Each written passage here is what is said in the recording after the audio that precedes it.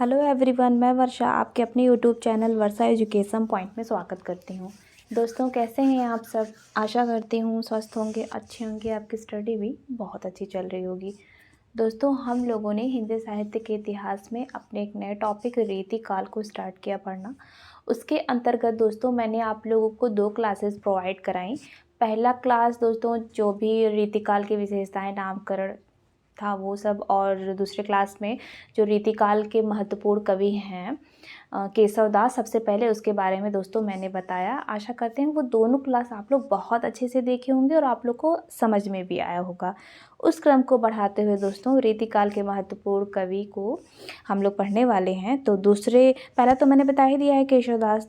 तो दोस्तों आज हम लोग पढ़ने वाले हैं चिंतामणि के बारे में, तो देखते हैं। और दोस्तों रीतिकाल में भी हम लोग को सेम वैसे ही पढ़ना है जैसे हम लोग भक्ति काल के जैसे महत्वपूर्ण कवियों को पढ़ रहे थे, उनका जन्म स्थान। और इसमें क्या है खास बात रीतिकाल में कि जो जैसे कि मैंने विशेषता बताया था कि आश्रयदाता की प्रशंसा करते थे। तो मतलब ये जो है किसी न किसी राज दरबार में रहते थे और किसी न किसी राजा के जो है पूरी तरह से आश्रित थे। तो यह भी प्रश्न पूछता है रीतिकाल से संबंधित, जैसे कि केशवदास को मैंने बताया था कि मध्य प्रदेश में है ना ओरछा, तो ओरछा के नरेश थे इंद्रजीत, उनके जो है आश्रम में रहते थे। तो उनके जो है आश्रयदाता कौन हुए? इंद्रजीत। तो उसी प्रकार से जितने भी ऐसे महत्वपूर्ण कवि आएंगे उनका जन्म स्थान, उनका जन्म स्थल के साथ साथ आश्रयदाता को भी पढ़ना है। इतना दिमाग में गांठ मान लीजिए, ठीक है। रीतिकाल से यहाँ से भी अच्छे अच्छे प्रश्न बनते हैं, तो ठीक है। दूसरे महत्वपूर्ण कवि कौन है? चिंतामणि। चिंतामणि का जो जन्म हुआ था, चिंतामणि का जन्म 1609 ईस्वी में हुआ है। और जो इनकी मृत्यु हुई है वो कब हुई है? वह जो है हुई है 1685 ईस्वी में। इनका जन्म स्थान तिकवापुर। तिकवापुर कहाँ है? तिकवापुर जो है कानपुर में है। अब ये देखिए आ गया आश्रयदाता। चिंतामणि किसके जो है दरबार में रहते थे? किसके, जो कौन से राजा के आश्रित ये कवि थे? तो शाहजी भोसले, शाहजहां और दारा शिकोह, तीनों का नाम आप लोगों को याद करना है, ठीक है। आश्रयदाता कौन थे चिंतामणि के? शाहजी भोसले, शाहजहां और दारा शिकोह, ठीक है। फिर अब है दोस्तों कि आचार्य रामचंद्र शुक्ल के अनुसार जो चिंतामणि थे वही जो है रीतिकाल के प्रवर्तक थे। किसके अनुसार? रामचंद्र शुक्ल के अनुसार। वैसे तो जो है कृपाराम, वैसे मैं आप लोग को बता देती हूँ 3 लोगों का नाम आता है। जैसे यहाँ पे चिंतामणि का जो आचार्य रामचंद्र शुक्ल के अनुसार तो चिंतामणि हैं, ठीक है। और एक है कृपाराम, ठीक है। कृपाराम भी जो है प्रवर्तक माने जाते हैं रीतिकाल के दोस्तों, ठीक है। कालक्रम की दृष्टि से लेकिन माने जाते हैं। और केशव दास भी जो है माने जाते हैं किसके अनुसार? डॉक्टर नगेंद्र के अनुसार रीतिकाल के प्रवर्तक केशव दास माने जाते हैं, लेकिन रामचंद्र शुक्ल के अनुसार चिंतामणि माने जाते हैं, ठीक है। आप लोग ये याद रखिएगा। कालक्रम की दृष्टि से कृपाराम और डॉक्टर नगेंद्र के अनुसार केशव दास और रामचंद्र शुक्ल के अनुसार चिंतामणि जो है माने जाते थे, ठीक है। फिर ये जो चिंतामणि थे यह किस प्रकार के जो है आचार्य थे? यह जो है रसवादी आचार्य थे, ये याद रखना है। जैसे केशव दास मैंने बताया था आप लोगों को कि ये जो है केशव दास अलंकारवादी थी ना, तो उसी प्रकार चिंतामणि जो है ये रसवादी आचार्य कवि के रूप में जो है जाने जाते थे अक्सर करके। और जैसे कि केशव दास को कठिन काव्य का प्रीत भी कहा गया है, अलंकारवादी कहा गया है, ये सब आप लोग याद रखिएगा। फिर है दोस्तों, कहा जाता है कि जो चिंतामणि थे उनके जो है 4 भाई थे, ठीक है। कितने भाई थे? 4 भाई थे। कौन कौन थे? चिंतामणि तो मान लीजिए थे ही, चिंतामणि, भूषण, मतीराम और जटाशंकर, ठीक है। ये जो है आप लोगों को नाम याद रखना है। चिंतामणि के 4 भाई थे, भूषण, मतीराम और जटाशंकर। जो ये चिंतामणि और भूषण और मतीराम हैं, ये तीनों जो है दोस्तों हिंदी साहित्य के क्षेत्र में एक साहित्यकार के रूप में गिने जाते हैं, ठीक है। लेकिन ये जटाशंकर को नहीं गिना जाता है, ठीक है। लेकिन इन तीनों का जो है रीतिकाल में नाम आता है, तो इसीलिए कहा गया कि हिंदी साहित्य में इनका नाम साहित्यकार के रूप में आता है, तीनों का नाम, ठीक है। ये तीनों जो है, ये चारों जो है भाई थे, याद रखिएगा। फिर है अब चिंतामणि की जो रचनाएं हैं, यहाँ से भी अच्छे अच्छे प्रश्न जो है बनते हैं कि चिंतामणि की कौन कौन सी रचनाएं हैं। दोस्तों सारी रचनाएं मैंने यहाँ पे आप लोगों को बता दिया है। रस विलास, छंद विचार और श्रृंगार मंजरी, कवि कुलपत्रु। देखिए अब आप लोग कन्फ्यूजन मत क्रिएट करिएगा। जैसे देखिए छंद विचार चिंतामणि का है, ठीक है। अब फिर अब देखिए छंद माला किसका था, केशव दास का। ये सब जो है कोरिलेट करके पढ़िए, हल्का हल्का भी नाम आए ना तो कन्फ्यूजन नहीं होना है। छंद विचार चिंतामणि का, छंद माला किसका है, वो जो है केशव दास का है और उसमें 77 छंद में वर्णित है। और ये दोस्तों फिर इनका है काव्य प्रकाश, कवित्व विचार, फिर है रामायण, फिर है कृष्ण चरित। किसका है ये जो है चिंतामणि का है। फिर अब हम आते हैं, ज़्यादा तो अब देखिए चिंतामणि के बारे में नहीं है कुछ, बस वही उनका मतलब प्रवर्तक जान लीजिए। रामचंद्र शुक्ल के अनुसार माने जाते हैं। इनका जन्म का समय, 4 भाई थे और आश्रयदाता तो भाई ज़रूर पढ़िए, ठीक है। कौन कौन सा मैंने बताया, शाहजी भोसले और शाहजहाँ, दारा शिकोह, ठीक है। और बाकी तो रचना तो भाई पढ़िए ही पढ़िए, 8 रचना एकदम याद कर लीजिए, ठीक है। और फिर अगले आते हैं महत्वपूर्ण जो है रीतिकाल के कवि, कौन, मती राम। मती राम का दोस्तों जन्म जो है क्या है, 1617 में इनका जो है जन्म हुआ था और 1736 ईस्वी में इनकी मृत्यु हुई थी। फिर इनका जन्म स्थल क्या है, इनका जन्म स्थल है दोस्तों, इनका भी देखिए तिकवापुर, ठीक है, तिकवापुर है। और इनके पिता रत्नाकर त्रिपाठी, ठीक है। पिता कौन है, पिता रत्नाकर त्रिपाठी। चिंतामणि के भी यही पिता हैं, ठीक है। आखिर थे तो भाई ही, तो पिताजी तो वही हुए।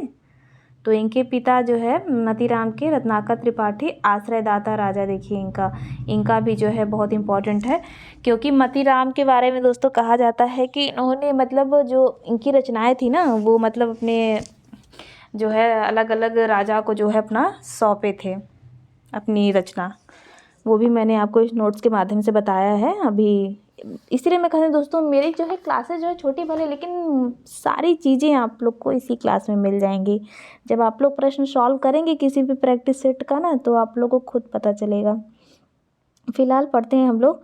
अब आता है मतीराम के जो आश्रयदाता राजा कौन कौन थे। जहांगीर, ज्ञानचंद, भाव सिंह हाड़ा, स्वरूप सिंह बुंदेला, ठीक है। ये जो है मतीराम के आश्रयदाता थे, ठीक है। फिर है दोस्तों मतीराम। देखिए मतीराम ने अपने ग्रंथों को अपने आश्रयदाताओं को समर्पित किया, ठीक है। तो इनका जो है ग्रंथ पढ़ना है, ग्रंथ के साथ साथ ये भी पढ़ना है कौन सा ग्रंथ जो है इन्होंने अपने किस आश्रयदाता को जो है समर्पित किया था। तो ठीक है, पढ़ते हैं हम लोग। इनका पहला ग्रंथ है फूल मंजरी। फूल मंजरी किसका है, मतीराम का, जो कि 1619 ईस्वी में प्रकाशित हुआ था। दोस्तों इसमें थोड़ा मुझे कन्फ्यूजन था 1635 और 1619 में, तो आप लोग को अगर सही है पता होगा तो बताइएगा कमेंट करके, ठीक है। फूल मंजरी जो है इनका समय 1619 चेक कर लीजिएगा ये। और बाकी आश्रयदाता ये जो है जहांगीर को जो है इन्होंने समर्पित किया था अपना ये ग्रंथ। इसमें जो है 60 दोहों में किसी एक फूल का वर्णन है फूल मंजरी में, ठीक है। और फिर अगला जो है क्या है, अगला ग्रंथ रसराज। रसराज किसका है, अब रसराज है मतीराम का। देखिए रसविलास किसका था, रसविलास था चिंतामणि का। देखिए कितना सेम नाम आ रहा है, कंफ्यूज नहीं होना है। रसविलास चिंतामणि, ठीक है। रसविलास किसका था, रसविलास जो है चिंतामणि का, रसराज मतीराम का। रसराज की समय सीमा क्या है, 1663 ईस्वी। इसमें जो है दोस्तों यह कैसा ग्रंथ है, यह श्रृंगार रस निरूपण ग्रंथ है, ये भी पूछ सकता है। फिर है मतीराम का अगला मोस्ट इम्पॉर्टेंट ग्रंथ ललित ललाम। यह 1664 ईस्वी में प्रकाशित हुआ था। और किस आश्रयदाता राजा को यह इन्होंने ग्रंथ सौंपा था, भाव सिंह हाड़ा। और यह किस प्रकार का ग्रंथ है, अलंकार निरूपण ग्रंथ है, ठीक है। ये आप लोग याद रखिएगा, विषय भी पूछ सकता है। फिर है सतसई। सतसई किसका है, ये सतसई दोस्तों ये मतीराम का है। इसका समय सीमा है 1681 ईस्वी। ये जो है इन्होंने यह ग्रंथ भोगनाथ के आश्रय दाता को जो है सौंपा था। और यह जो है सतसई ग्रंथ बिहारी सतसई के अनुकरण जैसा ग्रंथ है। फिर है इनका ये भी मोस्ट इम्पॉर्टेंट ग्रंथ है मतीराम का अलंकार पंचाशिका। यह इसका समय है 1690 ईस्वी। यह जो है राजा ज्ञानचंद्र के आश्रय में लिखा था इन्होंने। ये भी जो है एक अलंकार निरूपण ग्रंथ है। फिर अगला है वृत्त कौमुदी। वृत्त कौमुदी जो है ये मतीराम की रचना है। अब देखिए दोस्तों, वृत्त कौमुदी, फिर अब जैसे कवित्त विचार, देखिए कवि कुलपत्रु, कितना ना थोड़ा सा जैसे मिलता जुलता नाम लगता है। वृत्त एकदम मतलब आप लोग ऐसे ना एक काम करिएगा, जैसे कि मुश्किल से 17-18 रीतिकाल के महत्वपूर्ण कवि हैं, ठीक है, जिनके बारे में हमें डिटेल से पढ़ना है। तो रोज़ के अगर आप लोग 3 भी महत्वपूर्ण कवि पढ़ते हैं उनके बारे में अच्छे से, तो भी आराम से याद हो जाएगा। प्लस अगले दिन तीसरा 3 पढ़िए, तो जो पढ़े रहे होंगे पिछला तो उसको रिवीजन करिए, खासकर उनकी रचना, ठीक है।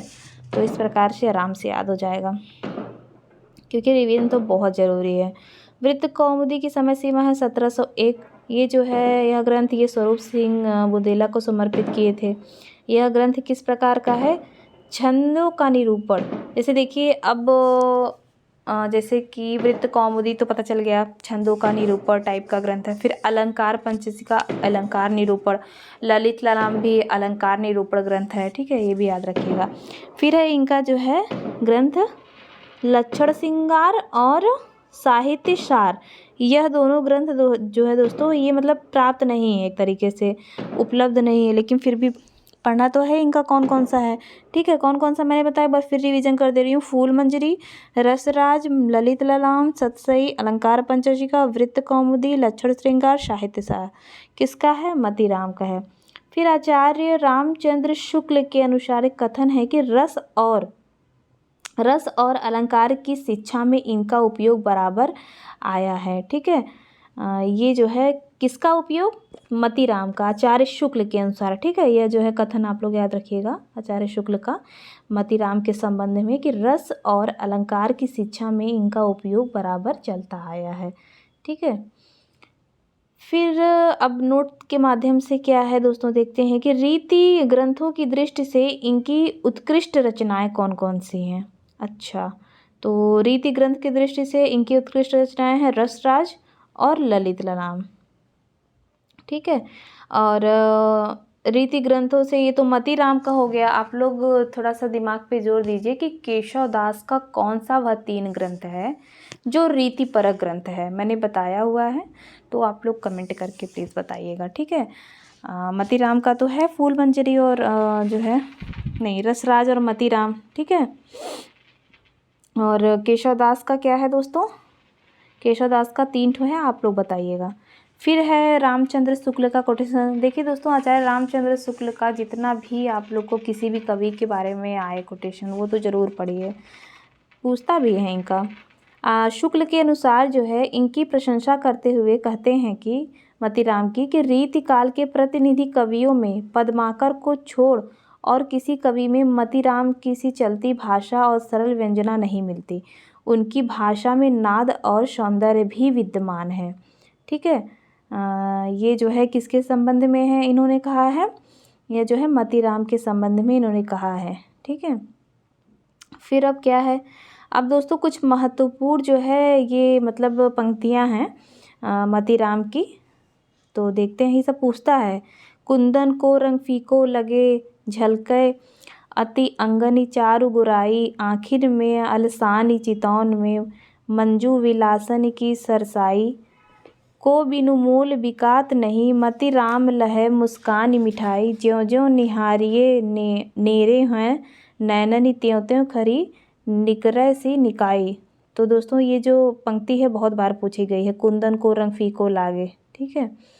फिर है इनका जो है ये पंक्ति है कि केली के रात अघाने नहीं, दिन ही में लला पुनी घात लगाई, प्यास लगी को पानी दे जाइयों, भीतर बैठी के बात सुनाई, जेठी पठाई गई दुल्ही हंसी, हेरी हरै मतीराम बुलाई, कान्ह के बोल पै कान न दीन्ही, सुगेह की देहरी पै धरी आई। तो दोस्तों ये जो है रही पंक्ति किसकी? मतीराम की। तो दोस्तों आशा करते हैं यह क्लास आपको बहुत अच्छी लगी होगी। और इसी क्रम को दोस्तों हम लोग ऐसे ही अपने महत्वपूर्ण जो है रीतिकाल के कवियों को पढ़ते रहेंगे। और तब तक आप लोग जो है दोस्तों, और जो भी मैं आप लोग को प्रैक्टिस सेट करवा रही हूँ जैसे उपन्यास का, तो एक क्लास और है दोस्तों, फिर से मैं बता दे रही हूँ, एक क्लास और बचा है उपन्यास का प्रैक्टिस सेट का। फिर उसके बाद आप लोग ज़्यादा से ज़्यादा मुझे कमेंट कीजिए ना। अभी देखिए 2 ही लोग का आया, एक लोग अब नाम तो मुझे नहीं याद आ रहा है, उन्होंने कहा कि मैम आलोचना पढ़ाइए। ठीक है, याद नहीं हो रहा है। और एक लोगों ने बोला कि नाटक आप शुरू कीजिए हिंदी गद्य साहित्य के इतिहास में। तो आप लोग ज़्यादा से ज़्यादा कमेंट कीजिए, जिस पे ज़्यादा वोटिंग रहेगी वो मैं वही शुरू करूँगी, वरना तो मैं शुरू करने वाली ही थी आलोचना ही। बाकी आप लोग ज़्यादा लोग कमेंट कीजिए, फिर उसी हिसाब से करेंगे। बाकी तो मेरा भी मन था कि आलोचना ही शुरू करूँ, ठीक है, उपन्यास के बाद। तो आप लोग बताइएगा, ठीक है। तो आज की क्लास दोस्तों यहीं समाप्त करते हैं। अच्छे से पढ़ाई कीजिए। तब तक के लिए धन्यवाद।